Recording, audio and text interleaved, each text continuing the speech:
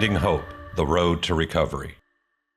Hi, welcome to Finding Hope, the Road to Recovery, a joint ongoing video project between the Ayeneh Foundation and Tarzana Treatment Centers. Our goal is to bring you quality information about substance use disorders, mental health challenges, and other physical and just difficulties that people face and how they overcome them. Today, my name is John Lavitt, by the way. I am the principal content creator for Tarzana Treatment Centers. And today, I am honored to have as my guest one of my closest friends in the world. He is a healing consultant for veterans, and he's also a Vietnam War veteran himself. His name is Brian Delate. Hello, Brian. Welcome to the show. It's great to be here. Thank you. Well, it's a pleasure to have you today. And our theme today is veterans and the challenge of recovery. And to begin with, we're going to talk about in part one, we're going to focus on basically challenges that veterans face when they return home from conflicts. And then we're also going in part two to talk about the different treatment services that are provided, like organizations like Tarzana Treatment Centers, for veterans, and how they recover from substance use disorders and mental health problems, often a result of PTSD, post-traumatic stress syndrome, because the extremity of what they go through when they're in conflicts can often lead to problems that can last a lifetime. To discuss those problems, Brian, I would love to start with your personal experience as a veteran and what it was like returning home and the challenges that you faced. Thank you. This is important. It's an important conversation whenever I get to have it. We get to have it today, and I thank you again. Anyway, for me, when I came home from Vietnam, first of all, I didn't know that I had been forever changed. That was like, what? And as a 20-year-old trying to process the trauma that I had experienced was pretty, not impossible, but it was near impossible. So I found that for myself at that time, one solution was to drink, get high. Yeah, all that stuff. I mean, I did that for the whole next year and got in some trouble. The thing I did not know was I didn't know how to ask for help. That would become something important, and that's something today that has to be said often. Anyway, for me, as you know, college saved me, got me into a normalcy for some time. But then I got into trouble in the late 70s. And that's the first time I really did ask for help. And I worked with a psychoanalyst who was able to help me separate family issues from the war. And I worked with him for about 4 or 5 years. But we hadn't gone deeper under the surface. And also, my drinking and drugging stuff was in and out. And it would be another few years before I got the next layer of help, which was through 12-step work. And that's where I needed to ask for help once again, and I got it. Can I ask you a question quickly? Yeah. Do you believe that when it comes to returning from conflicts, that veterans often face a challenge in terms of being able to ask for help? Is that the difficulty in asking for help is that as a soldier, I mean, I imagine I've never been a soldier myself. I'm not a veteran. I've never been in that type of situation. But I would imagine you're taught to be self-reliant. That there's a two-part problem there. Self-reliance, yes, even self-reliance in combat. You want to be self-reliant so that you can be reliant with the other guys, and they can be reliant with you. But the other part to your question is, yes, self-reliance, especially out of the service, is not my friend. what makes a difference is a combination of trust. I want to ask for help. Can I trust this person? Am I willing to trust this person? Am I willing to extend my trust to the place or the people that can possibly help me? And that's a big question. Some people, they don't want to do it. They're too reticent. They're too skeptical, or they just don't want to take the chance. Now, in terms of the trust, okay, the question of trust, it seems like we have very different veterans' experiences from different conflicts. When people came back from World War II, they came back as heroes. Mm-hmm. Mm-hmm. I mean, there were parades, there were celebrations, there was the GI Bill, you know? Mm-hmm. There was so much. Vietnam changed that completely. And when a lot of soldiers came back, we know they were spit upon, they were vilified, they were called baby killers. I mean, there was just a whole, that conflict was so, that conflict both on like a macrocosmic level and on a microcosmic level was so toxic and warped that it affected everyone involved and had such an effect on the society as a whole that the soldiers became the victims. That's one way to put it. When they came back, right? Yeah. I mean, I, for myself, and I'll just say for myself, when I got home, I was angry at the world and confused. And I just didn't know, again, I didn't know who to trust.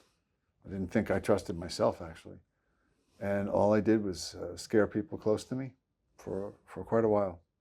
And I think also too, there's something about coming out of that bond that we got to have for the year I was there, and that comes apart. And there you go. Now it's self-reliance time, and I didn't handle it very well. I'm really lucky because it could have been a lot worse. I could have hurt a lot other people. I could have done 100 other things that would have taken me out or somebody else out. And because I had some guardian angels that showed up at different times, I was able to move forward with my life. And as you know, for me, the big trigger came later, because PTSD or PTS is such it's a wily condition, and depending on who you talk to, there's times where a guy will go through his life, like he goes back from the war, he picks up where he left off.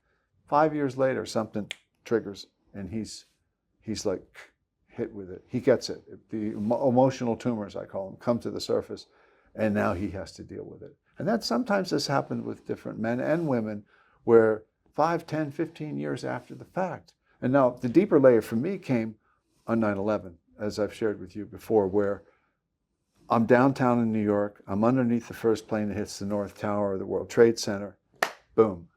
The Vietnam stuff came up like the next day in the biggest way I could imagine.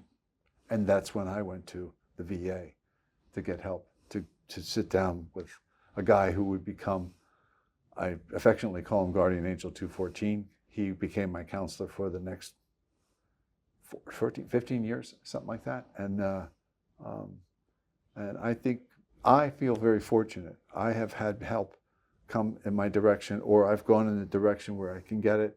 And it's come from 12-step work. It's come from spiritual practices.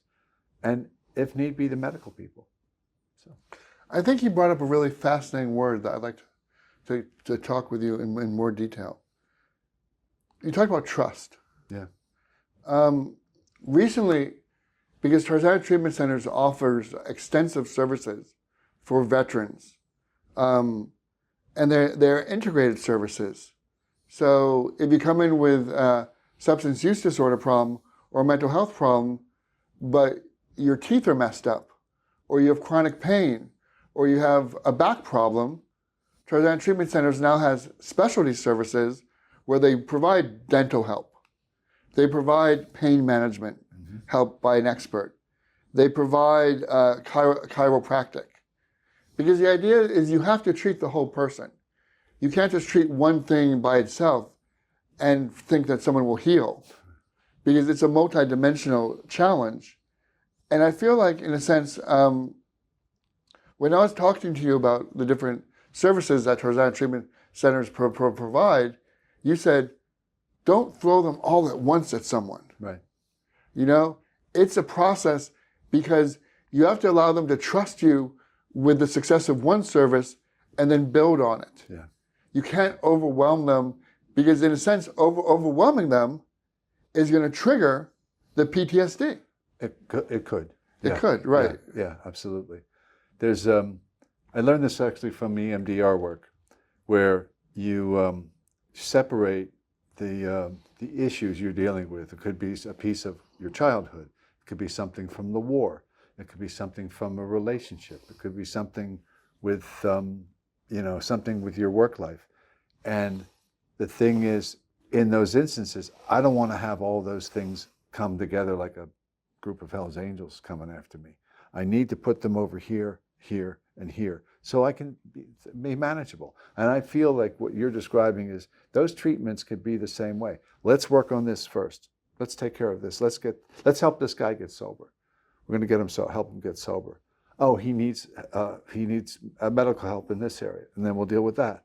And because I feel like if one of the problems I noticed back when I was back east and I was trying to help guys from coming home from Iraq was I'd see them at a 12-step meeting, and they were confused beyond words because they had meds in them that they didn't know or understand, and they were still getting high or they were drinking. And then they'd be like, I don't know how do I deal with PTSD and I'm not sober. And my opinion only is that get sober, get your body. We got to get your body. Got to get that junk out of there, and then get the help. Get some kind of gravity, some kind of be on the ground, and then take on, use the tools or access the tools for PTSD or PTSD. You know what's a fascinating connection here with what you just said? Is how much PTSD actually links or plays out in the same way as childhood trauma. And it plays out in the same way where Dr. Gabor Mate, who's arguably the greatest addictionologist in the world, says, the problem is not the addiction. The problem is the pain. And the pain underlying, the trauma underlying the addiction. Mm-hmm. Mm-hmm. And I feel like, in a sense, post-traumatic stress syndrome, when it happens in a military conflict, it's like suddenly bringing trauma into the adult world in such a profound, extreme way. Mm. That same way that there's a childhood trauma. So when it comes to, say like when you were drinking and using when you got back, yeah, it doesn't seem like drinking and using at that point was the issue. No. But what it was a way to cover up the trauma. Absolutely. It was a way to cope. And what's fascinating is like with me, with my childhood trauma, with growing up stuttering and having a lot of abuse in like family relations, smoking pot, it was a way I finally felt acceptance. I finally felt like I had friends. I finally felt like it worked for a long time until it stopped working, drugs and alcohol. Yeah. And yet, what's so fascinating, what so many people don't realize, is that often the mental health issues and the like the anxiety and the depression, not the deeper ones like schizophrenia or something like that, but like basically like treatable anxiety and depression, yeah, and the substance use disorders, so often they are symptoms of a much deeper trauma. Mm-hmm. Yeah. And this is what Tarzana Treatment Centers does through the integrated care is we help people deal with the underlying trauma, and then we deal with the symptoms as well. So we're dealing with healing the whole person. Yeah. And that's the essence of integrated care, I think from your perspective, integrated care is essential for veterans. Absolutely. Right. Yeah, and I think if, I've shared this with you before, I feel that when the conversations take place, one of the ways to engender the trust is to, and this could go for anyone, this could be for a family member or friend or whatever, spouse, but is to just have a conversation that's going to be meaningful, where you're going to give yourself over to sincere and deep listening and commit to that. And you're going to ask that person, that vet, that man or woman, first responder, who were you before your training? Who were you in your training? Who were you in combat or in the traumatic situations? And who were you when you came home? So that they have an arc of story that they can follow of their own, because it's their own story. But then they're reaching another person. And they're going to discover elements of their own story that they might not even have thought of. And that's just like a little piece of what can go into, along with everything else, a way to help someone. And they can restore parts of their story. Things that they feel like they've lost, they can return to and go like, you haven't lost that. That's still part of your story. Right. And also, it's that thing about the organization Soldier's Heart that I worked with back east. Their sort of subtitle was "Carry the Burden," and what they meant by that was like, my trauma might feel like a 100-pound kettlebell, and I hand it to you, and it weighs a few ounces, because it's not your kettlebell, it's mine. Or you hand me yours, which weighs 100 pounds, and I hold it, and it's easy. It's much easier. Sometimes veterans think, oh, I don't want to burden anybody. I don't want to lay this stuff on people. And it's the best thing they could do, because the other person... I don't want it to crush people like it crushes me. Right, exactly. They can carry it with you. And that falls into that whole realm of community and spirituality. Because you've come out of, in the service, you come out of a community that, a lot of bonds, and then you need to get into other communities. And literally, I mean, like it could be where you live. It could be an organization, or it could be a bowling league. It doesn't matter.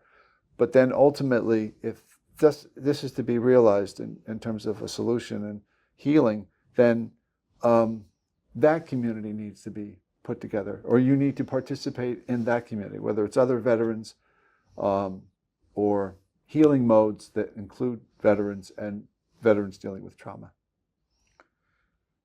When you talk about healing as a healing consultant for veterans, what's interesting is that, and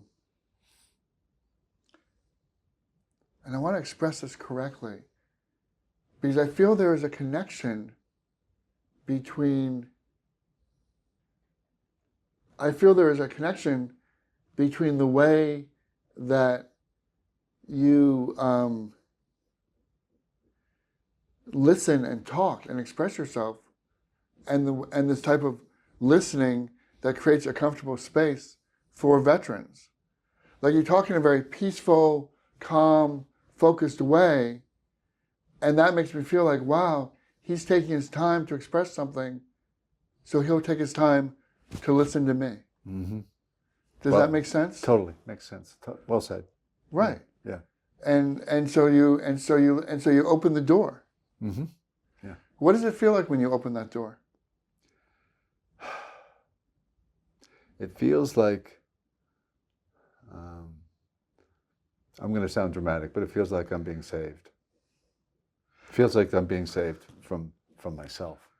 You know? Right. Yeah. Because you're saving someone else. Yeah. Mm-hmm. Yeah. You know, it's just one of the most remarkable things that, in AA, and we're getting near to the end of part one here, but in AA, I call it my sponsor hypocrisy, where like I'm constantly sponsoring people in AA, and I'm telling them what to do. I'm telling them, oh no, you need to look at your part in it, or oh no, you need to do an inventory, or you need to meditate more. And then I realize that I'm not doing those things for myself. And here I am recommending them, saying, "Oh no, this is an essential practice," and yet I'm ignoring the essential practice. And so when I see that as sponsor hypocrisy, suddenly I'm able to go like, "Wait a second, maybe there's a reason why I'm not feeling so great these days," you know? Mm-hmm. And because I'm not putting my tool belt, which is what the 12 steps are. They're essentially tools for living. Yeah. I'm not putting them into action. Right. You know? Mm-hmm. And I think maybe that's why sometimes, and we'll get more into this in the second part, why veterans can respond to the 12 steps, because they desperately want tools. Yeah. And they want the structure. They want the structure, right. Which is you're in the structure of the military, all that stuff, and then you're moving from that to a healing structure. And you still have to, and you need to give yourself over in the same way. You can't take baby steps. I think you got to step fully into it. What was it like in terms of the challenge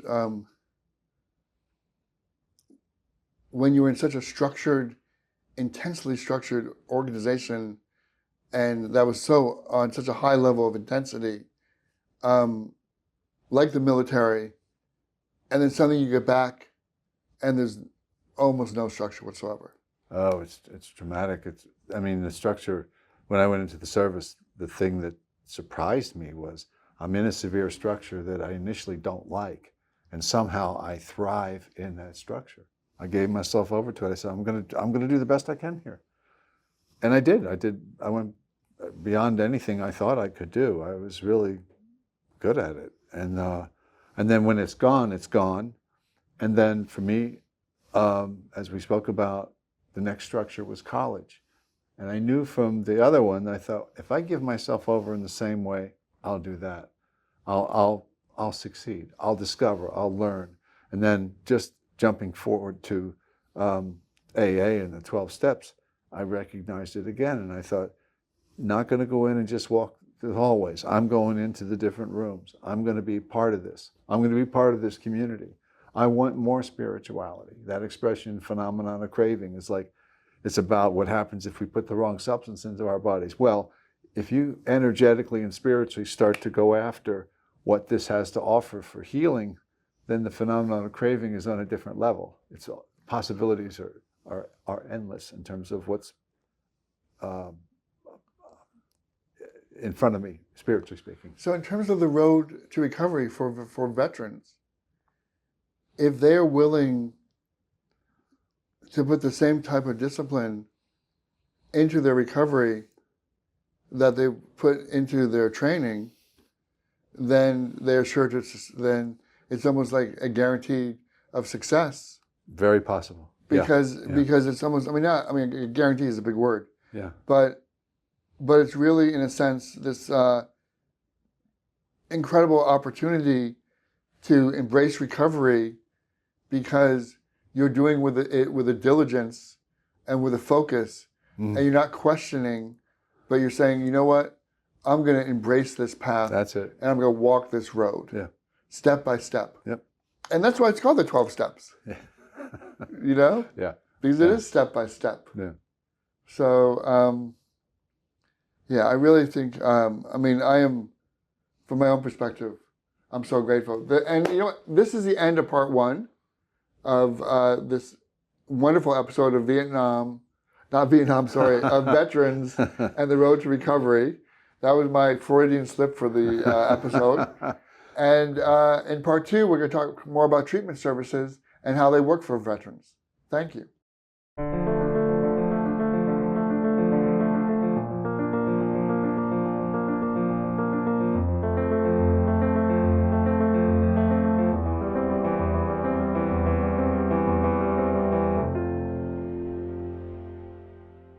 Welcome to part two of this episode of Finding Hope, the Road to Recovery. As I said in part one, it's an ongoing venture between the Ayeneh Foundation and Tarzana Treatment Centers to provide experience, strength, and hope for people around the world. My name is John Lavitt. I'm the principal content creator for Tarzana Treatment Centers. And my guest for part two again is Brian Delate. a Vietnam War veteran and a healing consultant for veterans. Welcome again, Brian. Thank you, John. And in part two of veterans and the challenge of recovery, we're going to talk about like different treatment services and how they work for veterans. And what's incredible about Brian and his record of helping is he's helped veterans all over the country find recovery on so many different levels. Not just with substance use disorders, but with mental health challenges, with family issues, with PTSD, with just on such a variety of basically because I think, and this gets back, Brian, to when we were talking about trust, right? And when we were talking about trust, I think part of a trust is you have to meet a veteran where they're at. Yeah. And you have to tailor your services and what you're going to give to that veteran. Mm-hmm. Do you believe that's true? Absolutely. And that's why in part one I mentioned the whole 4-question thing with regard to initiating a conversation to build the trust or to access it. Can we go over the 4 questions? Absolutely. One more time? Yes. When you are, you want to help a veteran, a man or a woman who has had trauma, the best way to do it is to ask them these 4 questions. 1, who were you before your training? Who were you in your training? Who were you in combat? And who were you when you came home? And it's an arc of questions. And then the most important part of that is to be available to listen deeply, and be prepared to listen to whatever is being said. Yeah. And do you find often when you're beginning that process with a veteran that they're almost astonished that someone is listening to them? Yeah, I've had that experience so many times because, as you know, I work in entertainment, I work in theater and film. And for a long period of time, I was doing a play called Memorial Day about a veteran on the verge of suicide, and which is still a big problem in this country. I want to say that. And I found that, and I had one instance where, when I was doing the play in New York, and I'd have these interesting conversations that would follow, there was a veteran, an Iraqi war veteran, Afghanistan, and he had seen a workshop production at the Actors Studio in New York. He wanted to come see it again, and we didn't do it again. I think it was a month later. We were doing it at this they call it Black Box Theater in New York, seats about 70 people or something like that. He contacted me. He said, "I'm bringing my friend to see you tonight. Can we say hello afterwards?" Absolutely. So he shows up with his friend. We talked for a couple of minutes afterwards because there were other people there and everything like that. The next day, he contacts me and he said, "You remember my friend from last night from Afghanistan?" "Yeah, of course." Well, he said, "We weren't 3 blocks away from the theater when he said to the guy who brought him, he said, 'I've been planning to kill myself for the last couple of months. I don't know what to do.'"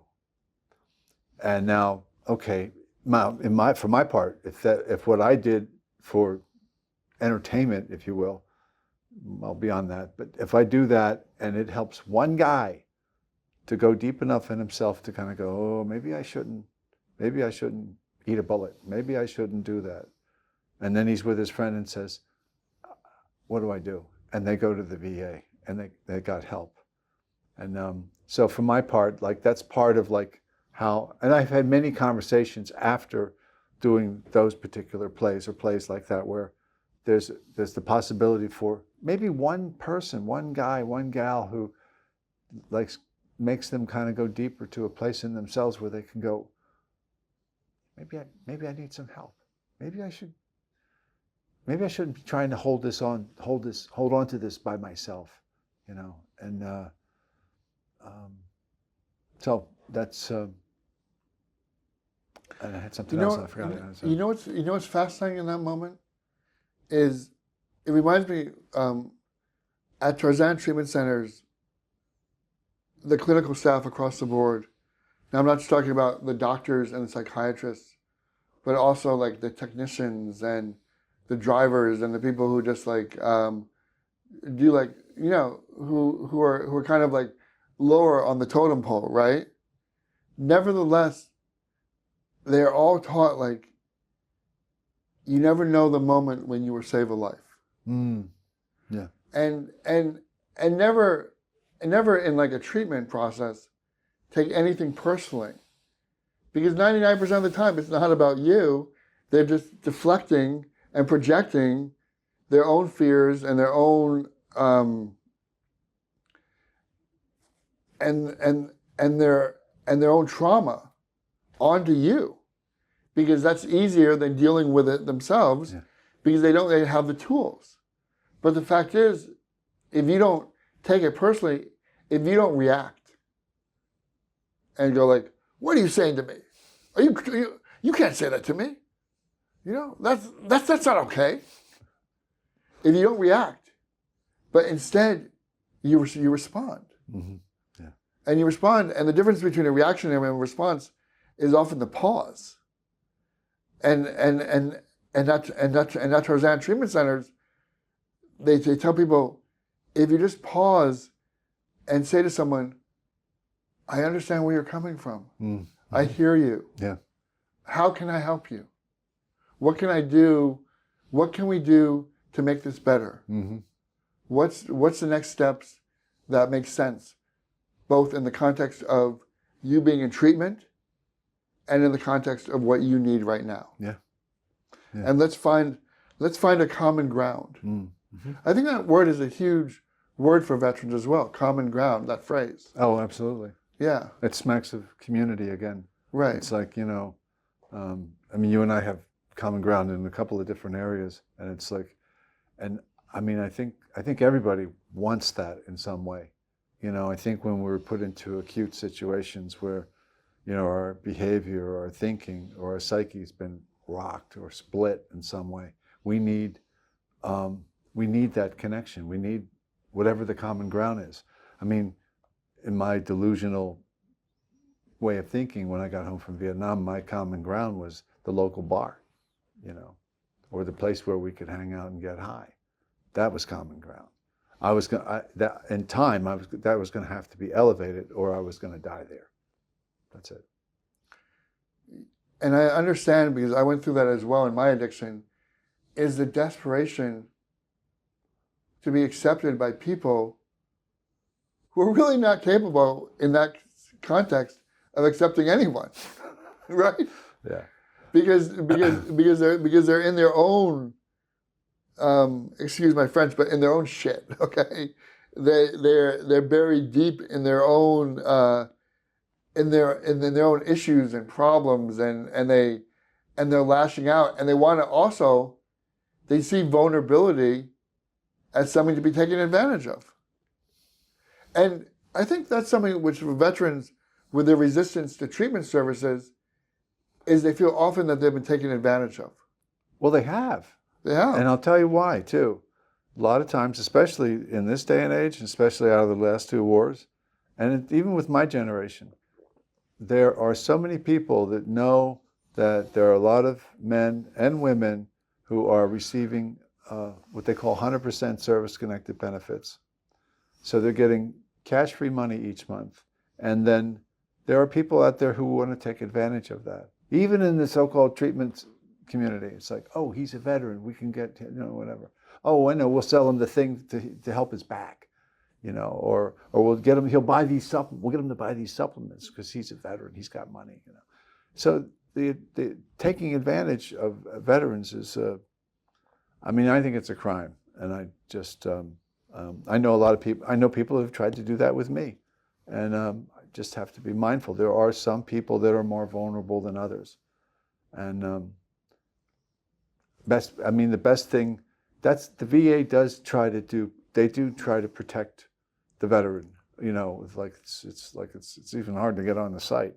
You know, but that's also why Tarzana Treatment Centers has such a long history of working directly with the VA and working with veterans, and basically, in a sense, I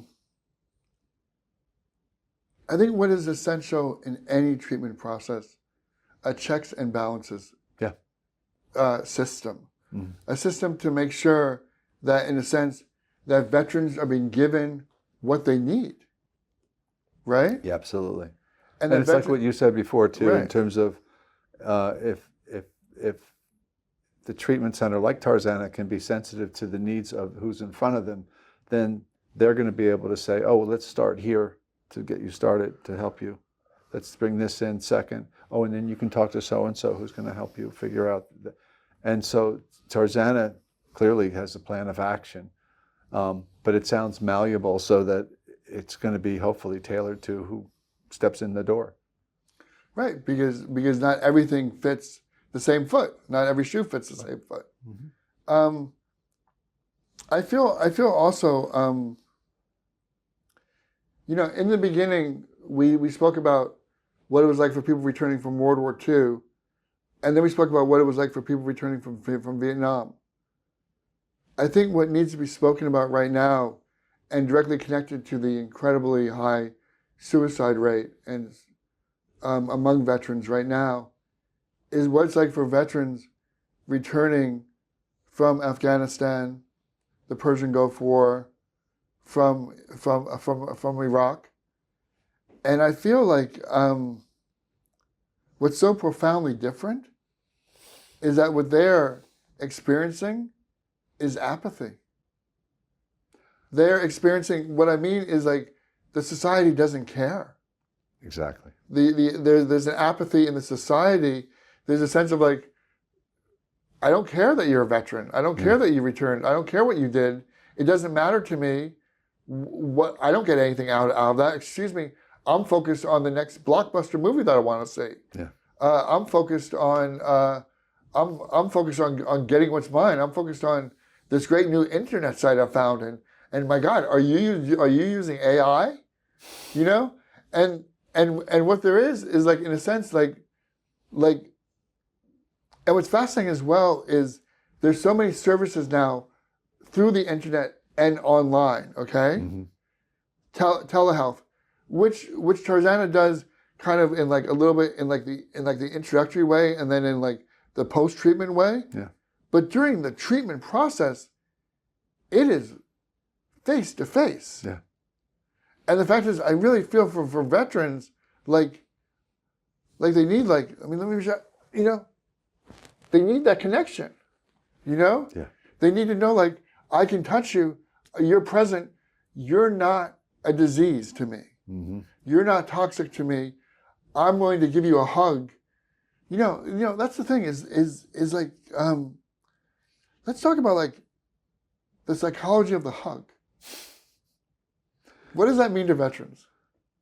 Well, I wasn't a hugger. No. When I got back. Yeah, I can tell you that was going to take some time. I mean, that wasn't much in my family. That was part of it. I mean, sometimes, just one quick story. The day I was leaving my company, I discovered an emotion I'd never experienced before. My body started to shake. I was living for that day to leave. And on my way to the Jeep with my duffel bag, I couldn't stop shaking. And I was like going, oh, what's going on? And I started having this, like, I was quaking. And then I started crying. And then some of the guys that I was with, 4 of them came over to the Jeep, and they were laughing, but it was a good laughter. And we were hugging it out. Oh man, it's gonna be great. You're gonna be home with your girlfriend. It's gonna be cool, man. You're gonna have a great time. And I feel like, I can point to little places like that where there was a hug. I got home, and when my dad answered the door, because I got home 3 days early, we shook hands. I mean, I have to say that my evolution, and also because of theater, I got into theater in college. People are hugging all the time. Like, here's the vet, creeping out. And I ended up, I got into it. And I really feel like, it's so cool that you mentioned that, John, because that's like something that we know from our whole 12-step world, but it's also more acceptable now. But I just want to say one other thing too, and that's what Please. the other thing was about the apathy. There is something about, and I think the nerve I want to touch is that what's possible, and sometimes we see it more in podcasts, is that the generations of my daughter, and maybe on both sides of that, are, I don't even know if they know it, but I think they're looking for meaning. They're looking for meaning. You know, I mean, their needs are met better than when I was a kid. And so what I feel is missing is meaning. And part of like whether we talk about Tarzana or anything connected to veterans coming in those doors to hopefully come out the other side and have more meaning in their life. You know, that you may not find that in the literature of any treatment center. But if a place like what John is discussing with Tarzana, if the men and women who go there can come out the other side and feel like they've found meaning for their lives, that's success. Yeah, and you know, we're coming to the end of a podcast that I feel like we could go on for hours. Okay, but yeah, we could. Yeah, we could. Yeah, we. I don't know about them. But one thing is like, what's interesting about that phrase we just used, the psychology of the hug, is I don't mean that we hug everyone. Right.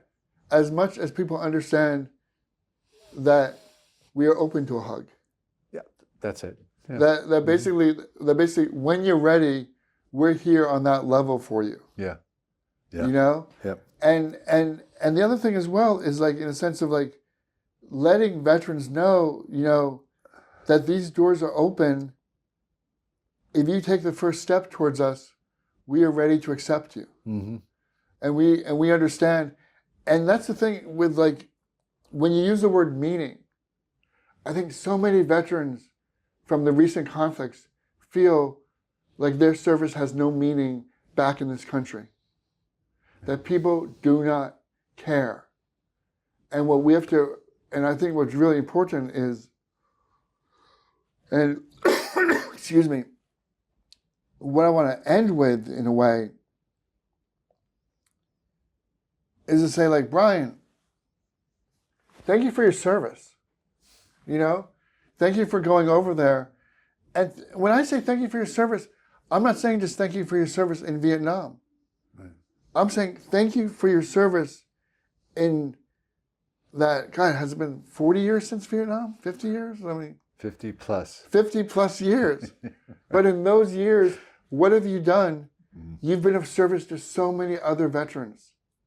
You've helped reduce that suicide rate by helping people on so many different levels, whether it's through performance or through going into the VA and talking one-on-one and taking veterans under your wing. Mm-hmm. You've never abandoned that. That's always been part of your primary purpose. Yeah. And the fact is, it's that service, because that service goes like, you know what?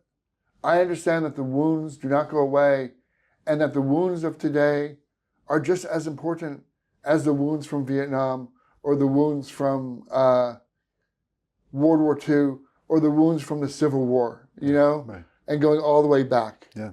That in a sense, that everyone who's been through that conflict, everyone who has experienced PTSD, who is in need of help, deserves to be helped. And that's something also that I want you to realize that Tarzana Treatment Centers really focuses on. Our doors are open. I mean, we take every type of insurance. We will figure out a way to make it work for you and your family so you receive the services that you need as a veteran. And we will take it at your pace at the same time. I mean, I think that's something that was so important that you said is like, meet people where they're at. Yeah. Yeah. And allow a veteran to develop trust and security at their own pace. Yeah.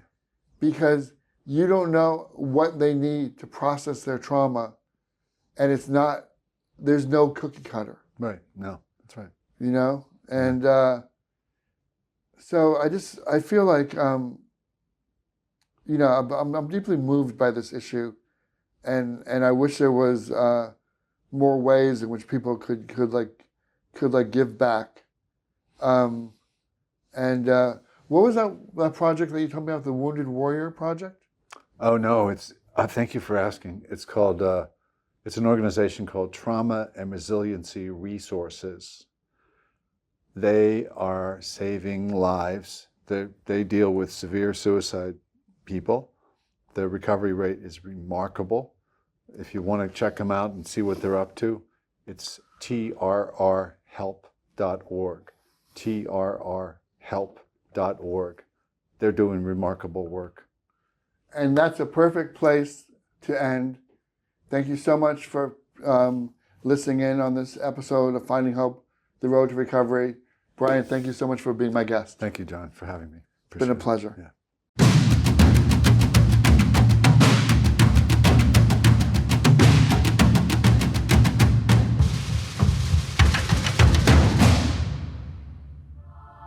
Brought to you by Tarzana Treatment Centers. You can visit our website at www.tarzanatc.org or call 1-800-996-1051.